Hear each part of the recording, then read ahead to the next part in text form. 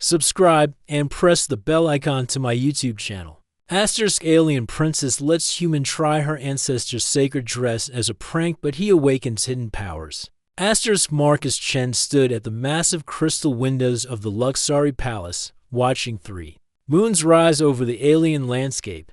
The young human diplomat had never seen anything like this world. Everything here seemed to be made of living crystal that changed colors with the light.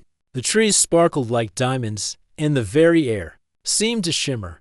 Still amazed by our simple home, a musical voice asked behind him. Marcus turned to see Princess Zeratil approaching. She was tall and graceful, with skin that had a faint blue glow and silver hair that moved like water. Her eyes were the color of deep space, dark purple with tiny points of light that looked like stars. Your world is beautiful, Princess, Marcus said with a respectful bow. I feel honored to be here. Zeratil smiled, but Marcus could see something playful and perhaps mischievous in her expression. You humans are so polite. Tell me, Ambassador Chen, do you truly wish to understand our culture? Of course, Marcus replied quickly. That's why I'm here. Our people want to build a strong friendship with the Luxari Empire. The princess walked closer, her long robes making soft musical sounds as they moved. Good. Because tonight, during the formal dinner, I have a special surprise for you. Marcus felt a small worry in his stomach. In his 3 months of diplomatic training, he had learned that surprises from alien royalty were not always pleasant. But he smiled and nodded. I look forward to it. Several hours later, Marcus sat at the enormous dining table in the palace's great hall. The room was filled with Luxari nobles, all watching him with curious eyes. Some looked friendly, but others seemed to view him as nothing more than an interesting animal from a primitive world. The dinner had been going well until Princess Zeratil stood up and clapped her hands for attention. My friends, she announced to the room, our human guest has expressed great interest in learning our ways. I think we should give him a proper Luxari welcome. The nobles began to whisper among themselves. Marcus noticed some of them were trying not to laugh. Princess, said an elderly Luxari with golden robes, surely you don't mean, oh, but I do, Zeratil said with a bright smile. She gestured to 2 servants who brought in a large crystal box. Ambassador Chen, I present to you the ethereal mantle of Kethfer. This is a traditional ceremonial dress worn during our most important greeting ceremonies. Marcus looked at the box as the servants opened it. Inside was the most beautiful piece of clothing he had ever seen. It looked like it was made from liquid starlight, with threads that seemed to contain tiny galaxies. The fabric shifted and moved even though no wind touched it. It would be my great honor to wear it, Marcus said, though he noticed the whispers around the room were getting louder. Wonderful. Princess Zeratil clapped her hands together. You are so brave, Ambassador Chen. Most humans would be too afraid to try. Marcus stood up slowly. He could feel every eye in the room watching him. Some of the younger nobles were definitely trying not to laugh now. He began to understand that this might be some kind of joke at his expense. But Marcus had learned something important during his years as a diplomat. Sometimes, the best way to win respect was to face embarrassment with dignity. If wearing this ceremonial dress would help build trust between humans in Luxari, he would do it gladly. The servants helped him put on the complex garment. It had many layers and pieces that wrapped around his body in specific ways. The fabric felt strange against his skin, almost alive, like it was gently moving and breathing. There, said Princess Zeratil when they finished, you look like a human wearing Luxari clothes. Several nobles laughed openly now. Marcus could feel his face getting red, but he kept his expression calm and respectful. Thank you for this honor, Princess, he said with another bow. That was when something unexpected happened. The dress began to glow. At first, it was just a faint light, like moonlight through clouds, but then it grew brighter and brighter. The threads that had looked like tiny galaxies began to pulse with real light. The fabric started to shimmer and dance as if it contained actual stars. The laughter in the room stopped completely. What? Princess Zeratil stepped back, her face showing shock and confusion. That's not possible. The light grew even brighter. Marcus could feel something strange happening to his mind. It was like doors were opening in his thoughts, doors he never knew existed. Images began to flash before his eyes, visions of this world long ago, when the Luxari had powers beyond imagination. Then Marcus felt his own eyes beginning to glow with the same ethereal light as the dress. The entire dining hall fell silent. Some of the nobles stood up from their chairs, staring at Marcus in complete amazement. Others fell to their knees, as if they were seeing something holy. By the ancient stars, whispered the elderly noble in golden robes, the mantle accepts him. The mantle actually accepts him. Princess Zeratil's face had gone completely pale. The playful expression was gone, replaced by something that looked like fear and wonder mixed together. "This cannot be," she said softly. "Only those of pure Luxari blood can awaken the sacred mantle. Only those chosen by our ancestors." Marcus tried to speak, but his voice came out different, carrying strange harmonies that seemed to fill the entire room. "I can see them, your ancestors. They're trying to tell me something." The light from the dress grew so bright that several nobles had to shield their eyes. Crystal decorations around the room began to resonate and sing in response to the power flowing through the ancient garment. Suddenly, alarms began to sound throughout the palace. Emergency lights flashed as automated systems activated for the first time in over 1,000 years. "The planetary defenses," gasped one of the nobles. "They're responding to the mantle's awakening." Princess Zeratil stared at Marcus with wide eyes full of questions and growing fear. "What have I done?" she whispered. The alarms continued to sound throughout the Crystal Palace, as Marcus stood in the center of the dining hall, glowing like a star. The ethereal mantle of Keth repulsed with light that seemed to come from deep within the fabric itself. Every thread sparkled with energy that Marcus could feel flowing through his entire body. "Turn off those alarms," Princess Zeratil shouted to her guards, but her voice shook with confusion and fear. Marcus closed his eyes as another wave of visions crashed through his mind. He saw the planet Luxemnes as it had been thousands of years ago. The crystal cities were even more beautiful then. Floating in the air like jewels, Luxari people moved between the floating buildings using nothing but the power of their minds. "I can see your history," Marcus said, his voice still carrying those strange musical tones. "Your people once had incredible abilities. They could move mountains with their thoughts and speak to each other across the stars." The elderly noble in golden robes stepped forward, his face filled with wonder. "Impossible. Those are just old stories, legends from our ancient books." "No," Marcus opened his eyes, and they blazed with silver light. "It was real. Your ancestors could do things that seemed like magic. They built this entire world, shaping it with their minds." More visions flooded Marcus's consciousness. He saw Luxari scientists working with strange, beautiful beings that looked different from any species he knew. These mysterious people had skin that changed colors like rainbows, and eyes full of swirling galaxies. There were others, Marcus continued, struggling to understand what he was seeing. "An older race. They came to many worlds, including yours. They left gifts behind." Princess Zeratil took a step closer, her fear beginning to mix with curiosity. "What kind of gifts?" "The power to grow and change. The ability to become more than what you were born to be." Marcus looked directly at her. "They visited Earth too." The room erupted in shocked voices. Several nobles stood up, shouting in their musical language. Marcus could somehow understand every word, even though he had never learned to speak Luxari. "Blasphemy!" cried a tall noble with dark blue skin. "Humans are primitive creatures. They have no connection to our sacred history." "The human lies," shouted another. "No outsider can activate the holy mantle." But the elderly noble held up his hand for silence. "Look at him, Lord Vextar. Look with your own eyes. The mantle has not glowed like this for over 1,000 years. Not since the last high priest died."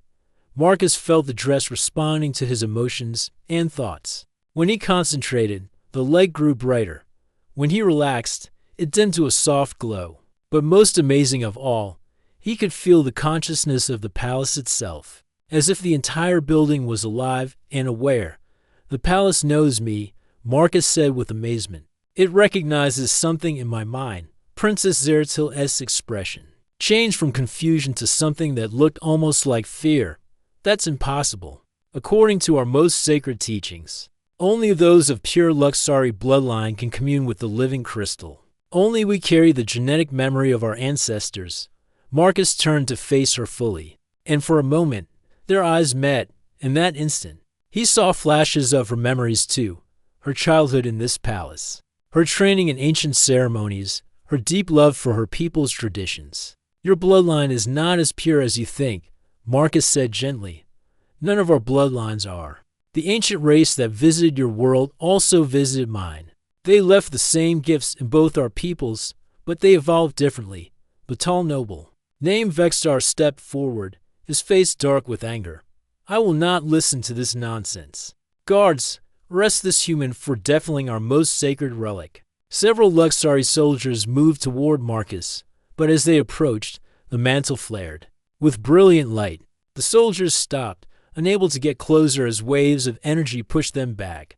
The mantle protects him, whispered one of the guards in amazement. Suddenly, new alarms began to sound, different from the first ones.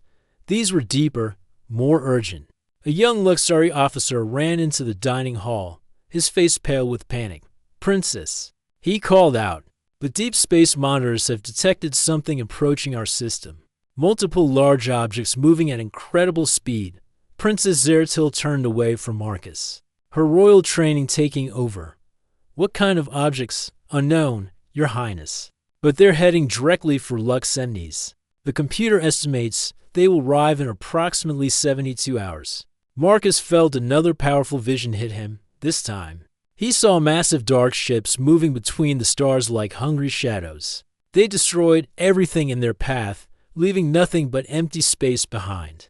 The Devourers, Marcus said, the word coming from some deep part of his mind that he didn't understand. They're coming. Everyone in the room turned to stare at him. Princess Zeratil's face had gone completely white. How do you know that? Name, she demanded. The Devourers are from our oldest, most secret texts. Stories so ancient that only the highest priests are allowed to read them. Marcus could see the truth in his visions now, clear and terrible. The ancient race that visited our worlds. They weren't just teachers and gift givers. They were running from something. The Devourers have been hunting them across the galaxy for millions of years. And now they've found us. Princess Zeratil said quietly. Lord Vextar's anger had been replaced by cold fear. If the old stories are true, nothing can stop the Devourers. They consume entire worlds. Marcus felt the mantle pulse with new energy, and suddenly he understood something important. The awakening of this dress sent out a signal. That's how. They found you. The room fell silent except for the continued wailing of alarms. Princess Zeratil looked at Marcus with an expression that mixed blame, fear, and something that might have been hope. Then you must fix what you have broken. Human, she said, the sacred mantle chose you for a reason. If you truly carry the gifts of our mutual ancestors, then you must help us find a way to survive what is coming. Marcus nodded, feeling the weight of responsibility settling on his shoulders. Like a heavy cloak, round them, the Crystal Palace, hummed with ancient power, awakening systems that had slept for 1,000 years, preparing for a battle that would determine the fate of two worlds. The next morning, Marcus woke up in a crystal guest room with a terrible headache. The ethereal mantle lay folded on a chair nearby, still glowing softly even when he wasn't wearing it. Every time he looked at it, more visions flashed through his mind. A sharp knock on his door made him jump. Ambassador Chen? Princess Zeratil's voice called from outside. We need to talk. Marcus opened the door to find the princess looking worried and tired. She had dark circles under her star-filled eyes, as if she hadn't slept at all. The Royal Council has been meeting all night, she said quietly, glancing around to make sure no one was listening. They want to arrest you. Arrest me. Why? Lord Vextar convinced many of them that you're dangerous. He says the mantle's awakening brought the Devourers to our world. She stepped closer and lowered her voice. He might be right. Marcus felt a stab of guilt. I didn't know. I was just trying to be respectful of your culture. I know, Zeratil said. But that doesn't change what's happening. The Devourers will be here in less than 3 days. And our military leaders think killing you might make them go away. Will it?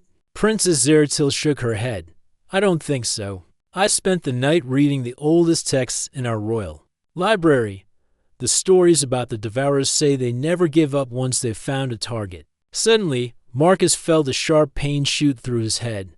Without thinking, he reached out with his mind toward the crystal walls of the palace. Instantly, he could sense everything happening in the building. Guards were moving through the hallways toward his room. They would be here in minutes. They're coming, Marcus said, surprised by his own certainty. Zeratil's eyes widened. How? Do you know that? I can feel them.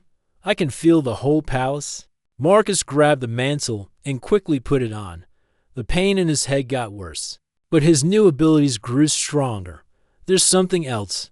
I think I know where we need to go. Where? Down, deep underground. There's something calling to me from beneath the palace. The sound of marching feet echoed in the hallway outside. Princess Zeratil made a quick decision. Follow me. I know a secret way. She led Marcus through a hidden panel in the wall that opened when she pressed her hand against a certain crystal.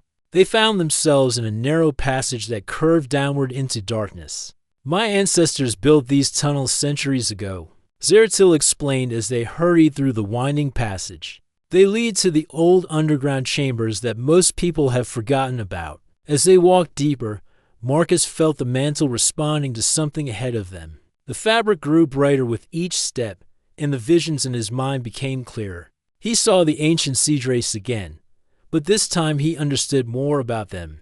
They weren't just visitors, Marcus said as they reached a massive crystal door covered in glowing symbols.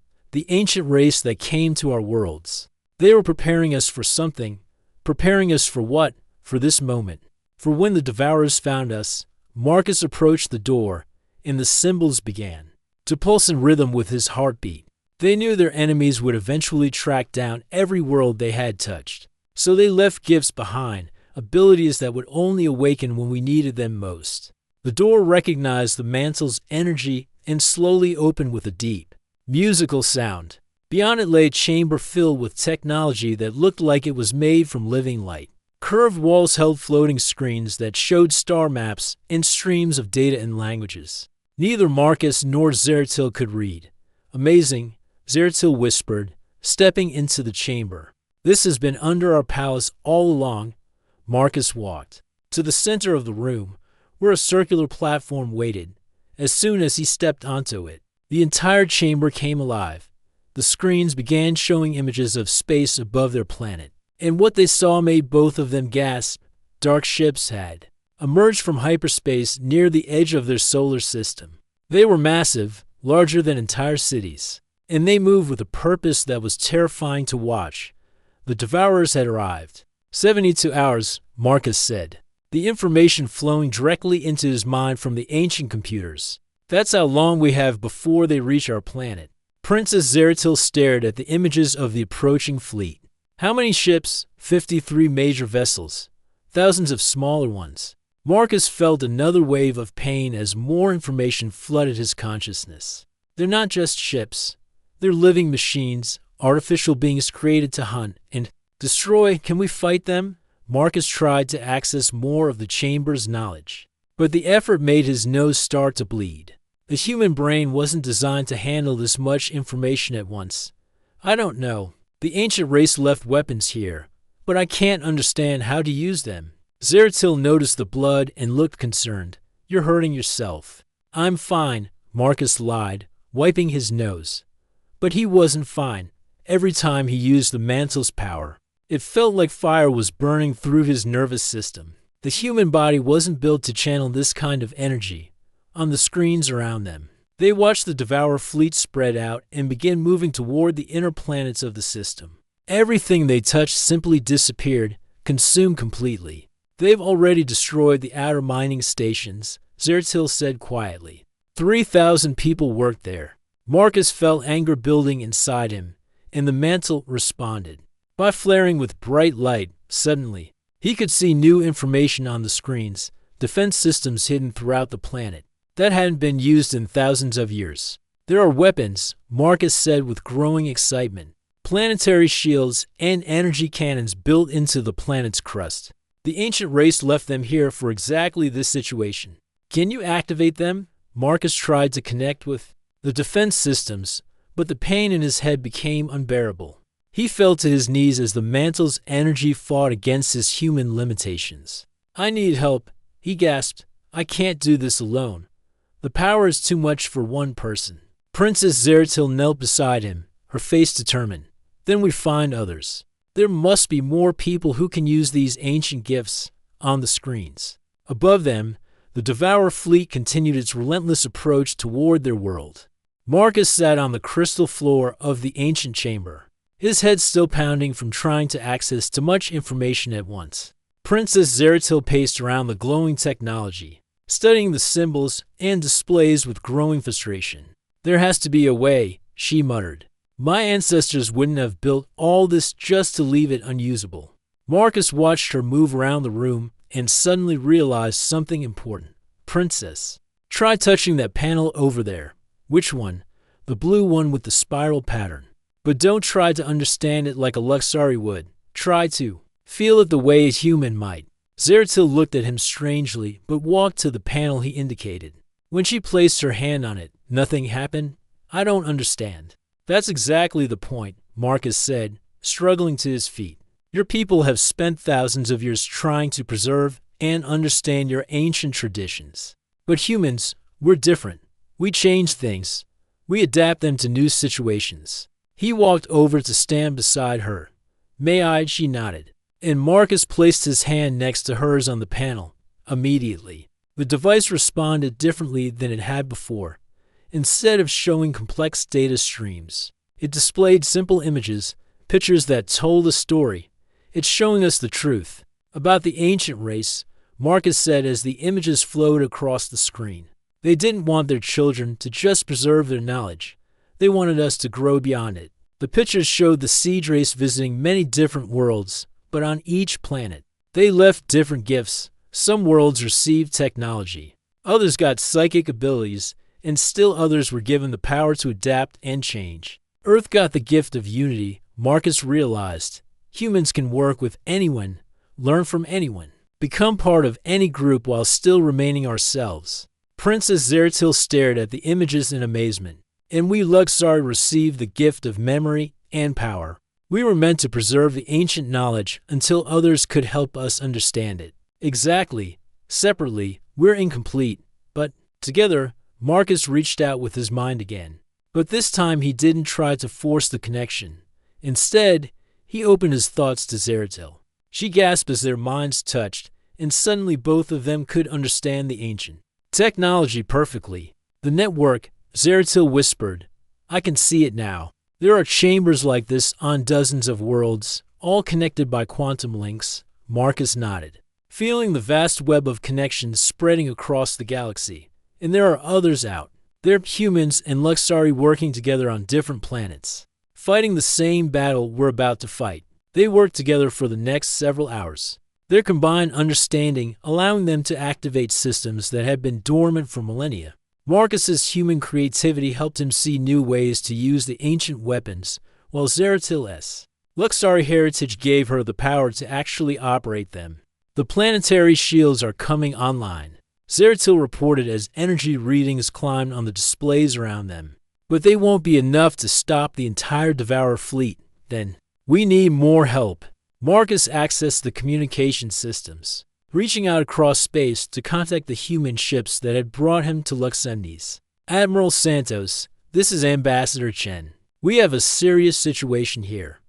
The voice of Admiral Maria Santos crackled through the ancient speakers. Marcus, where are you? We've been trying to reach you for hours. There are some very large ships heading toward the planet. I know about the Devourers, Admiral. We need every human ship in the system to work with the Luxari fleet. This is bigger than just diplomacy now. Princess Zeratil activated her own communication systems, sending messages to Luxari military commanders throughout the system. This is Princess Zeratil. All ships are to coordinate with human forces immediately. The ancient protocols are now in effect. The responses came back quickly, but not all of them were positive. Many Luxari commanders were confused or angry about working with humans. Some of the human captains were equally suspicious about taking orders from aliens. "This isn't working," Zeratil said with frustration. "They don't trust each other enough to fight together." Marcus had an idea. "What if we showed them what we've learned? What if we could share our connection with them? Is that possible?" Marcus looked at the mantle he was wearing, then at the other artifacts scattered around the chamber. "There are more of these, aren't there? Other ceremonial items that can amplify psychic connections?" Zeratil's eyes widened with understanding. "The royal crown, the staff of winds, the harmony crystals. Yes, there are 5 major artifacts in total. Then we gather them all. We find people from both our species who can use them, and we create a network of minds working together." They spent the next few hours racing through the palace and contacting people across the fleet. Marcus was amazed to discover that several humans in the diplomatic mission could activate the ancient artifacts, while some Luxari nobles found they could work with human partners to enhance their abilities. Captain Sarah Kim from the human vessel Endeavor was able to use the Staff of Winds to coordinate space fighter tactics. A young Luxari named Thelvane partnered with human engineer Roberto Vasquez to operate the harmony crystals, which control the planetary defense systems. As the network of connected minds grew, something beautiful began to happen. The humans brought their flexibility and creative problem-solving to the partnership, while the Luxari contributed their psychic strength and ancient knowledge. Together, they could see patterns and solutions that neither group could have found alone. "The Devourer ships have a weakness," reported Captain Kim through their mental link. "They rely on central coordination. If we can disrupt their command ships, the rest of the fleet will be confused. I can enhance our weapons targeting systems," added Thelvane, "but only if the human engineers help me modify the energy frequencies." Marcus felt a surge of pride as he watched humans and Luxari working together, like they had been partners for years instead of strangers who had just met. This was what his people did best. They found ways to bring different groups together. On the screens around them, the Devourer fleet was now only 12 hours away from reaching Luxemnes. But for the first time since this crisis began, Marcus felt hope. "They had a chance, Princess," he said to Zeratil. "I think we're ready for the final battle." She smiled at him, and for a moment, her star-filled eyes seemed brighter than ever. "Yes, Ambassador Chen, I think we are." The Devourer fleet filled the space around Luxemnes like a dark cloud. Marcus stood in the ancient chamber, surrounded by humans and Luxari working together at the glowing control panels. Through their mental network, he could feel the fear and determination of every pilot in both fleets. "All ships, this is Admiral Santos," came the voice through their communication system. "The enemy fleet is beginning their final approach. Estimated time to planet surface impact, 4 hours." Princess Zeratil looked up from the tactical display she was sharing with Captain Kim. "Our combined forces are ready, but we're still outnumbered 50 to 1. Marcus felt the weight of the ethereal mantle on his shoulders. Even with all their preparation, even with humans and Luxari working together better than anyone had thought possible, the odds were terrible. The Devourers had destroyed countless worlds over millions of years. How could they hope to succeed where so many others had failed? "The first wave of fighters is engaging the enemy," reported Thelvane through their mental link. "But they're not making much progress. The Devourer ships seem to heal themselves whenever we damage them through the network of connected minds." Marcus could see the battle happening in space above them. Human pilots used their creativity to attack from unexpected angles, while Luxari crews provided psychic targeting that made their weapons incredibly accurate. But no matter how much damage they dealt, the dark ships simply absorbed the energy and continued forward. "There has to be something we're missing," Marcus said, struggling to understand. "The ancient race wouldn't have left us weapons that couldn't work." Suddenly, a new wave of pain shot through his head. But this time, it wasn't from trying to access too much information. This time, it was like someone else was trying to communicate with him. "Wait," Marcus said, holding up his hand for silence. "Something's trying to talk to me." He closed his eyes and focused on the strange sensation. Through the mantle's power, He could sense something vast and ancient reaching out across space. It wasn't coming from the planet or from their fleet. It was coming from the Devourers themselves. Impossible, Princess Zeratil whispered. The Devourers are machines. They don't communicate. No. Marcus said as understanding began to dawn. They do communicate. We just haven't been listening the right way. He reached out with his mind, using the mantle as an amplifier to boost his psychic abilities. What he found in the darkness between stars was not the evil, hungry intelligence he had expected. Instead, he discovered something that was confused, lost, and deeply sad. They're not monsters, Marcus said with amazement. They're guardians. They were created by someone else long ago to protect the galaxy from something terrible. Protect us from what? Zeratil asked. Marcus concentrated harder, trying to understand the ancient memories buried deep in the Devour artificial intelligence. From the siege race, but not the way we think. They weren't supposed to destroy the siege races. Children. They were supposed to protect them from the siege race itself. The images flowing through his mind showed him the truth. The original siege race had not been the wise, generous teachers that the ancient stories described. They had been conquerors, spreading across the galaxy and forcing other species to serve them. The Devourers had been created by an alliance of free worlds to stop them. But something went wrong. Marcus continued. The siege race was defeated millions of years ago, but the Devourers never received the order to stop.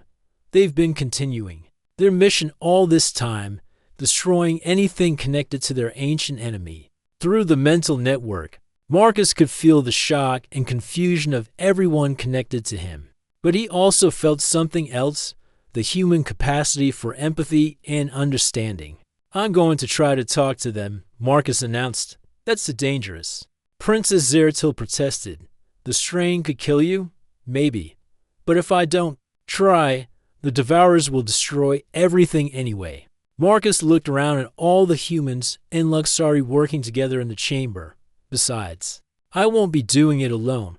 He felt their understanding and acceptance flow through the network. One by one, every human and Luxari connected to the ancient artifacts offered their strength to help him. Captain Kim, Engineer Vasquez, Thelvane, Princess Zeratil, and dozens of others all focused their will and energy through Marcus. With their combined power flowing through him, Marcus reached out across space toward the largest Devourer ship. He felt his consciousness touch the ancient artificial intelligence that controlled the fleet. The contact was like touching a star, overwhelming and painful. But Marcus held on, supported by the strength of his friends. Through the connection, he shared everything he had learned. He showed the Devourer AI the truth about the siege race's defeat millions of years ago. He demonstrated that the current children of the siege race were not conquerors, but people who just wanted to live in peace. Most importantly, he shared the most human thing of all, compassion. He showed the ancient machine that his long mission of destruction could finally end. For a moment that felt like ours, the Devourer fleet stopped moving. Then, slowly, the dark ships began to withdraw. Incredible, Admiral Santos's voice crackled through their communication system. The enemy fleet is pulling back. They're leaving the system. But Marcus wasn't finished. Through his connection with the Devourer AI, he negotiated something even more important than their departure. The ancient machines agreed to share their knowledge of other worlds, where the siege race's children lived. They would help contact these other species and warn them that they were no longer in danger. As the connection finally ended, Marcus collapsed to the crystal floor. Princess Zeratil caught him before he could fall, and he could see tears of relief and joy in her star-filled eyes. You did it, she whispered. You saved both our worlds. Marcus smiled weakly. We did it, all of us together. Over the following weeks, as Marcus recovered from his ordeal, the galaxy began to change. The Devourer fleet became explorers and teachers instead of destroyers, helping to connect dozens of species that had been isolated for millions of years. Humans and Luxari established the first interspecies academy, where people from different worlds could learn to work together. Marcus kept the ethereal mantle, but he wore it now as a symbol of friendship rather than power, and whenever new species joined their growing alliance, They learn the most important lesson of all, that the greatest strength comes not from what makes you different, but from what you choose to share.